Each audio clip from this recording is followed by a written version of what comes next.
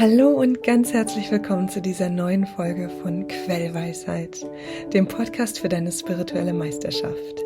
Ich bin Marlene Katharina und gebe dir Quellbotschaften aus dem höchsten Bewusstsein durch, die auf tiefsten Ebenen wirken. Denn es ist eine Schwingungsübertragung, die stattfindet und dich daran erinnert, was du wirklich bist. Wir freuen uns so sehr, heute hier mit dir, mit euch zusammen zu sein und euch aus dem Moment heraus die Entfaltung eures Seins vor Augen zu führen, sichtbar zu machen, alltagstauglich zu machen. Das Thema, das von euch hineingebracht worden ist in dieses Feld unseres heutigen Beisammenseins, ist das Thema des Liebens durch alle Alltagsumstände hindurch. Durch jeden Moment der Irritation, des Zweifels hindurch, das Lieben, das Sein in deiner Vollkommenheit, in eurer Vollkommenheit, in der Vollkommenheit, der Selbstverständlichkeit von das bin ich. Das bin ich, ohne zu flackern. Das bin ich, ohne zu hinterfragen. Das bin ich, ohne anzuzweifeln, ohne mich anzuzweifeln, ohne durch mein Sein das Sein der anderen in Frage zu stellen. Das bin ich. Das bin ich, alles was ist. Und somit bin ich auch der andere, doch ich kann den anderen lassen in seinem Sein, denn ich habe mir erlaubt, mich durch Verschiedenes hindurch auszudrücken und nur mein Sein zu kontrollieren. Und dieses Kontrollieren erlaube ich in ein Erlauben hinein. Ich für mich entscheide, dass ich nicht kontrollieren muss, dass ich mich in die Harmonie ergeben darf, ergießen darf. Und in diesem Mein-Mich-Ergießen in die Harmonie hinein fühle ich die Liebe für alles Sein. Das ist, was mich erfüllt. Und in all dem Spiel, was möglich ist, in all der Ungeduld, die ich fühlen kann gegenüber der Verhaltensweisen der anderen, gegenüber dem, was ich doch schon so gut kenne, so lange kenne, gegenüber all dem, was mir doch schon so vertraut ist, was ich nicht noch ein weiteres Mal ertragen, anhören muss. Auch in dieser Ungeduld bin ich die Liebe. Und so habe ich den Moment dieses Erkennens, dass ich auch in dieser Ungeduld die Liebe bin, als einen Kippschalter. Der Moment des Erkennens, dass ich auch in dieser Ungeduld die Liebe bin, ist ein Kippschalter, in dem ich von dem Ausdruck der Ungeduld in den Ausdruck der Liebe zurückkippen kann. Zu wissen, dass dieser Kippschalter existiert, ist meine Freiheit, ist deine Freiheit, ist die Freiheit zu wählen zwischen Ungeduld und Liebe, zwischen dem Ausdruck der Liebe als Ungeduld und dem Ausdruck der Liebe als Liebe. Aus unserer Perspektive gibt es hier keine Wertung, kein besser, kein schlechter. Indem du um diesen Kippschalter weißt, ihn bewusst in dem Moment fühlst, indem du dich ertappst in der Unzufriedenheit mit deinem Ausdruck der Liebe. In dem Moment, in dem du um deinen Kippschalter weißt, bist du frei.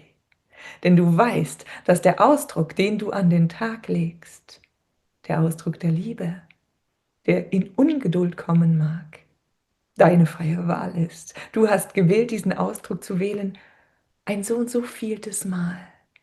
Denn du bist vertraut mit diesem Ausdruck. Und es ist ein sicherer Ausdruck von Liebe. Ein sicherer Ausdruck von Liebe, der nicht so verletzbar wirkt, wie Liebe zu sein in dem Moment. Und so scheint es dir ein sicherer Ausdruck der Liebe zu sein. Und in deiner Freiheit, in deinem Wissen um diesen Kippschalter, dass du dies, aber auch die Liebe wählen kannst, wählst du nun bewusst die Ungeduld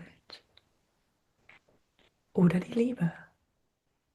Wählst du also bewusst die Ungeduld, ist dies viel leichter für dich zu ertragen. Es reißt dich nicht in eine niedrige Frequenz, denn du drückst eine niedrige Frequenz aus, wissend, dass du dies nicht bist. Du bist es auch, du kannst es auch. Es ist ein Kunststück, es ist eine Ausübung von dem, was man mit Liebe machen kann. Doch es ist nicht das, was die Liebe ist in ihrem reinen Sein. Es ist eine geformte Form der Liebe. Und genauso wie man diese Form in diese Form formen konnte, kann man diese Form in eine andere Form entlassen. Wenn du deinen Alltag beobachtest, siehst du, erkennst du, dass du verschiedene Formen hast, die du immer wieder geformt hast, die dir nahe, vertraut, sicher erscheinen, in denen du dich nicht verletzbar fühlst, nicht so verletzbar wie in der Liebe, in dem reinen ausgedrückten Sein von dem, was du bist, in dem unverblümten Sein von dem, was du bist, von dem, was alles ist, von der Liebe, die nicht von allen so wohlwollend aufgenommen wird, denn Liebe ist bedrohlich für die Form, denn die Form löst sich in der Liebe auf. Und so ist nicht jede Form bereit, sich in der Liebe aufzulösen. Und so kann es dir erscheinen, als würde eine andere Form sich von dir in reiner Liebe bedroht fühlen. Und so wählst du auch eine Form, sodass sich Form und Form begegnen können, Form und Form besser zusammenpassen wie zwei Puzzleteile, die sich geeinigt haben, dass das eine Teil diese Form annimmt und das andere diese andere Form, die in diese eine Form hineinpasst. Und so ist es ein Spiel, ein Puzzlespiel, das du mit dem anderen, das ihr miteinander spielt, um Form an Form zu passen, in Sicherheit miteinander zu agieren. Die Liebe zu wissen, doch sie nicht zu fühlen in dem Moment. Wir möchten, dass du dieses Spiel genießen kannst. Wir möchten, dass du weißt, dass in diesem Spiel deine Freiheit liegt. Denn in Freiheitsbewusstsein dieses Spiel gespielt, ist ein anderes Spiel als in Zwang. In Gefangenschaft dieses Spiel zu spielen, gefängt dich diese Form, hält dich diese Form gefangen, in der du so oft warst. Fühlst du dich gefangen in diesem Moment des alltäglichen Ausdrucks der Ungeduld oder einer anderen Form? Denn wie bereits erwähnt, jeder von euch hat mehrere Formen, zwischen denen er sie hin und her schwebt, hin und her schwingt, sodass das Gefühl der Dynamik erhalten bleibt. Die Ungeduld mag sich mit der Traurigkeit abwechseln, die Traurigkeit mag sich mit der Ungeduld abwechseln, die Ungeduld mag sich mit der Unzufriedenheit abwechseln, die Unzufriedenheit mag sich in Ungeduld ausdrücken, in Traurigkeit ausdrücken, in Sinnlosigkeit ausdrücken. In dem Moment, in dem dir die Freiheit dieser Wahl deines Ausdrucks bewusst ist, bist du lebendig leicht und völlig im Frieden. Denn du weißt, es ist ein Spiel, das du spielst und du darfst dieses Spiel spielen, solange du willst und du darfst dieses Spiel unterbrechen, abbrechen, aufhören, in jedem Moment, in dem du willst. In dem Moment, in dem du dir nicht deiner Freiheit dieses Spielens bewusst bist, in dem du fühlst, dass diese Form dich zwingt, dass du wieder hineingerutscht bist in diese Frequenz. Du weißt gar nicht, was du dort machst, denn es ist doch nicht deine Frequenz. In dem Moment trennst du dich ab von dem Sein, von allem, was ist. Du stellst in Frage, warum du das bist, was du gerade bist, wo du doch das andere bist. Du unterscheidest zwischen dem Sein, was du sein kannst, dem Ausdruck der Liebe, denkst, das sei dann dein Sein und fühlst dich getrennt von dem, was du wirklich bist, die Liebe in der reinsten Form. Das macht dir zu schaffen. Das ist es, wo du das Gefühl hast, du bräuchtest Heilung. Und ja, aus unserer Perspektive braucht es das Öffnen für die Heilung in diesem Moment. Heilung im Sinne von Heil, Sein, ganz Sein, sich nicht in der Trennung fühlen, sich in dem Ganzsein, in dem Heilsein fühlen. Und du weißt, ihr wisst, dass es da Elemente gibt, die dir erleichtern, die euch erleichtern, das Heilsein wieder zu erlauben.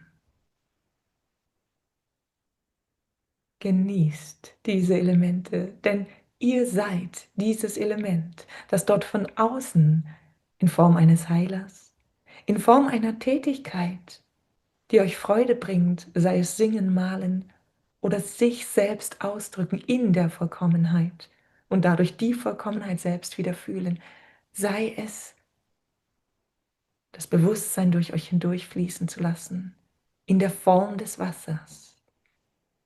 Denn, und so wisst ihr, das Wasser ist Bewusstsein. Sei es welche Form auch immer, die euch daran erinnert, dass ihr erlauben dürft, die euch ermöglicht zu erlauben, indem ihr einen zuverlässigen Anker habt, der euch erlaubt zu erlauben, findet ihr wieder in die Vollkommenheit zurück.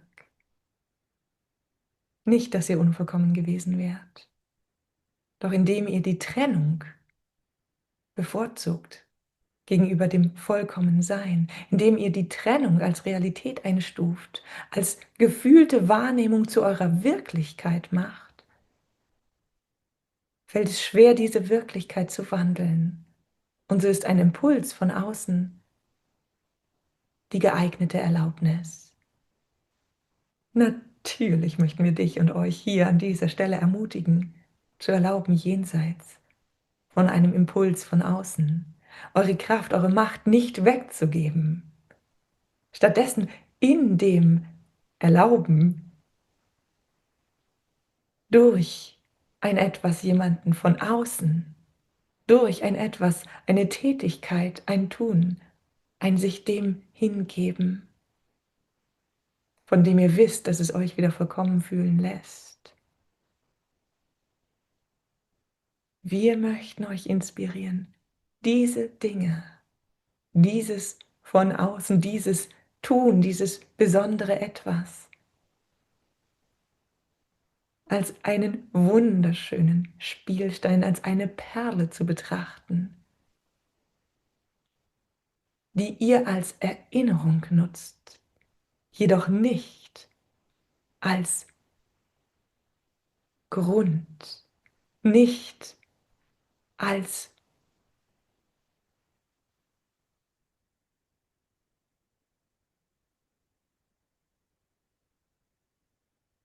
Träger der Vollkommenheit, nicht als Initiator.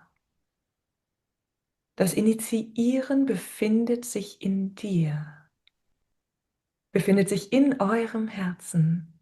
Das Initiieren ist der Kippschalter von Ich weiß, dass ich alles bin, was ist, dass ich mich durch alles hindurch ausdrücke und dass diese Perle, mit der ich es liebe, mich daran zu erinnern, dass ich mich erlauben darf als alles, was ist, dass diese Perle mein Erinnerungsstück ist, das ich liebe und das mich erinnert. Doch das mir nicht die Erlaubnis erteilt, denn die Erlaubnis erteile ich mir selbst. Auch ohne diese Perle finde ich diese Perle heute nicht. Ist sie in Benutzung von jemand anderem oder steht sie mir einfach gerade nicht frei?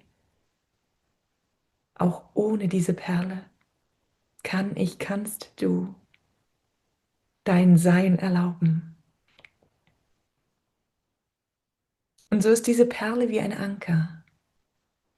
Allein das Denken an diese Perle erlaubt dir, dich zu erinnern, dass es der Kippschalter ist, der dir die Wahrheit offenbart, ich bin die Liebe und drücke mich in so vielerlei Hinsicht aus und darf mich in jederlei Hinsicht ausdrücken, ohne mein Sein in Frage zu stellen, ohne mein Sein getrennt zu sehen.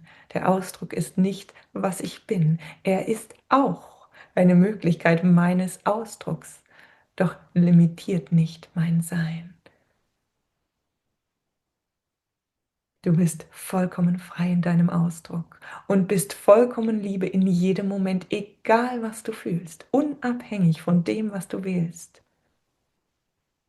von dem, wie du wählst, die Liebe auszudrücken. Es gibt viele von euch, die nicht allein in ihrem Alltag wohnen und leben, die nicht allein ihr Feld informieren, in dem sie sich befinden und bewegen. die gewählt haben mit den liebsten Menschen, den Menschen, die am meisten, am tiefsten ausgedrückt haben, dass sie voller Liebe dir gegenüber, euch gegenüber sind, zusammenleben. So jene von euch, die in diesem Umfeld leben, in einem Kontext von so liebevollen Menschen, Menschen, die so wohlwollend dir gegenüber, euch gegenüber sind, und es doch nicht immer mit ihrem Kippschalter wählen auszudrücken. Diejenigen, die in diesem Umfeld leben, haben für sich die Herausforderung gewählt, ihr eigenes Feld an allererste Stelle zu stellen. Und wir wiederholen, diejenigen von euch, die permanent im Umfeld anderer sind, haben die Herausforderung gewählt, ihre eigene Frequenz an allererste Stelle zu stellen. Es mag für euch paradox erscheinen, denn diejenigen, die ihr eigenes Feld um sich herum haben, nicht im Kontext anderer im alltäglichen Leben, haben doch ihr Feld mehr gewählt, ist es nicht so? Wir sagen, sie haben sich ein Feld geschaffen, in dem sie nicht jeden Tag ihr Feld wählen müssen.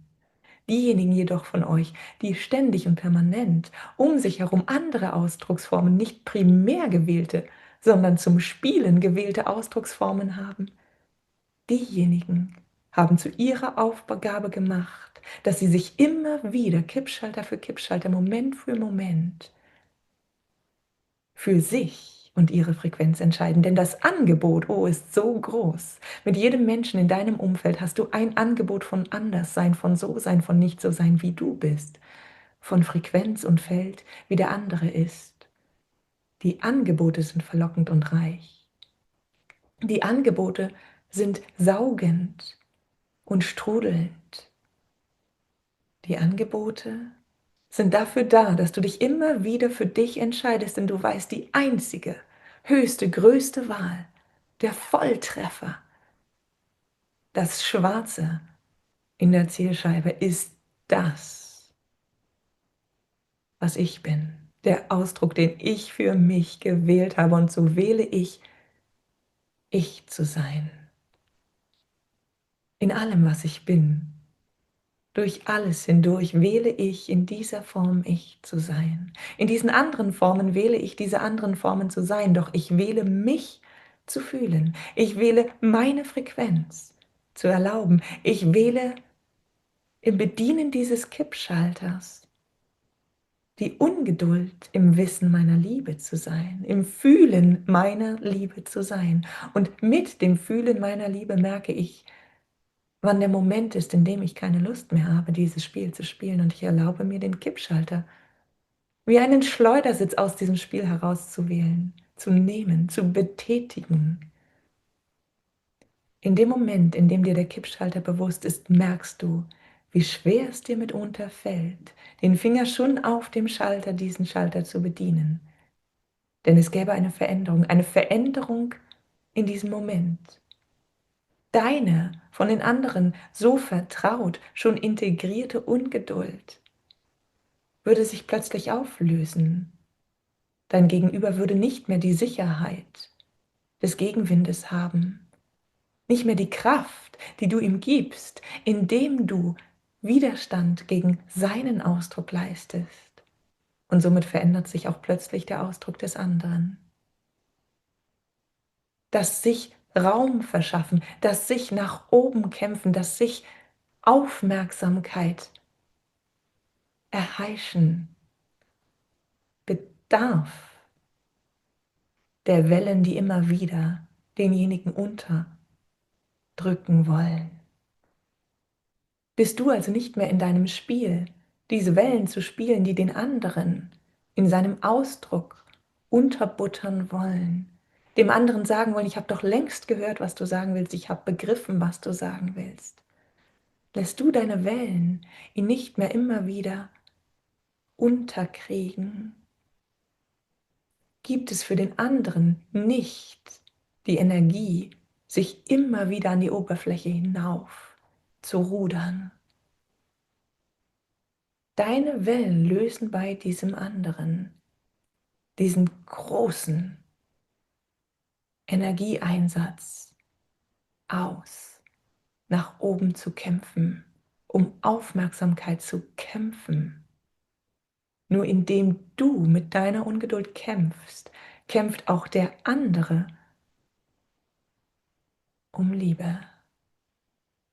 Der Kippschalter der Liebe erlaubt dir, dass dieser Kampf nicht mehr notwendig ist.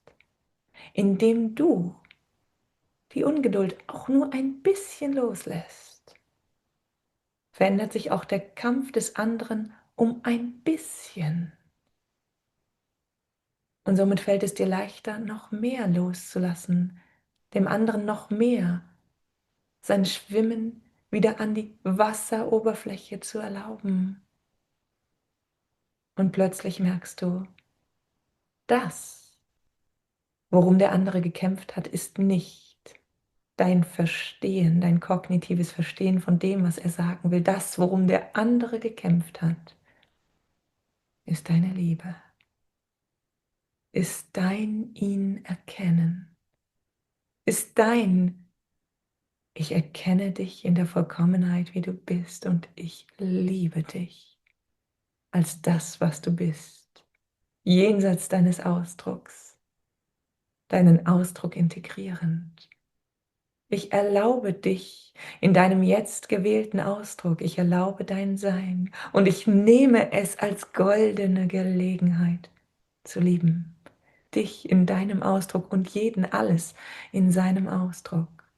Mich in meinem Ausdruck, denn ich weiß, dass die Ungeduld nicht dir, sondern mir gilt. Und so bin ich liebevoll mit mir. Erlaube mir meinen Ausdruck, den die anderen schon kennen.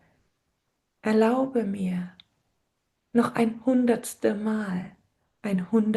Mal das zu sagen, was ich doch schon so oft gesagt habe. Warum?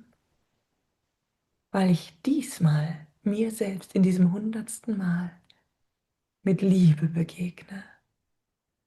Ich begegne mir mit Liebe und erlaube mir, diesen spielerischen Ausdruck, diese Form, als vollkommen anzunehmen, als Teil meines Seins, als Teil des Seins, ohne mich damit zu identifizieren und zu verwechseln. Und damit wird diese Ausdrucksform frei.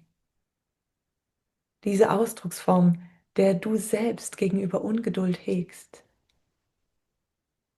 Diese Ausdrucksform befreit sich, löst sich auf, denn sie wird nicht mehr mit Widerstand belegt. Du weißt, und doch sagen wir, wisse, dass alles, wogegen du einen Widerstand verspürst, von dir genährt wird durch diese unendliche Widerstandsenergie, die du diesem Gegenüber an den Tag legst. Es ist wie ein Andocken von einem riesengroßen Dieselschlauch, mit dem du den LKW füllst. Und je mehr du hineinfüllst, desto mehr läuft der Motor. Und du willst doch aber, dass dieser Motor ausgeht, und umso mehr pumpst du hinein. Doch der Motor geht nicht aus, er müsste doch irgendwann ausgehen, der Diesel müsste doch irgendwann zu Ende sein. Doch du merkst nicht, dass du immer mehr Diesel hineinlaufen lässt, indem du angedockt hast, indem du diesen LKW in seiner Ausdrucksform unterstützt mit deiner Energie, die allzu geballt in Form eines Widerstandes ist. Löst du nun also deine Anhaftung an diesen Ausdruck, diese Form der Liebe, diesen LKW, dann läuft dieser Motor noch eine Weile weiter. Doch er läuft sich aus, weil er merkt, dass nicht mehr seine Form unterstützt wird durch dich, durch deine Energie, den Diesel, den du hineinfließen lässt, um genau diese Form zu unterstützen. Er merkt, dass er in seinem Sein unterstützt wird. Du, wahrnehmend, liebend, nicht diesen Ausdruck, nicht diesen LKW, sondern diese Präsenz, diese Liebe, die sich gewählt hat, in Form des LKWs auszudrücken. Du nährst Nun nicht mehr mit Diesel, sondern mit Liebe. Nun nicht mehr den LKW, sondern die Liebe. Und dort fühlst du die Freiheit, die Dankbarkeit. Dort fühlst du, dass wenn du den LKW doch noch einmal erleben möchtest, dieses Gefühl, noch einmal erleben möchtest, wie es ist, genervt zu sein, dass du dann diese Form noch einmal andockend nähren kannst mit deinem Widerstand, mit dem Diesel, die Form genießen kannst. Doch du weißt nun, das, was eigentlich passiert, ist, dass du liebst. Und je mehr du, während du in deinem Widerstand den LKW mit Diesel versorgst, du die Liebe fühlen und erlauben kannst. Und so bist du nicht mehr der Widerstand. Du kannst Widerstand spielen, doch du bist die Liebe. Das ist der Kippschalter, den wir dir und euch heute mitgeben wollen. Der Kippschalter für den Alltag, der dich erinnert, dass du die Freiheit hast, ihn zu kippen oder ihn nicht zu kippen. Es geht nicht darum, ihn dauerhaft gekippt zu halten. Und doch wirst du merken, je freier du bist im Kippen oder Nicht-Kippen, desto leichter fällt es dir, ihn in Liebe zu belassen, denn du weißt, dir steht alles andere frei und zur Verfügung.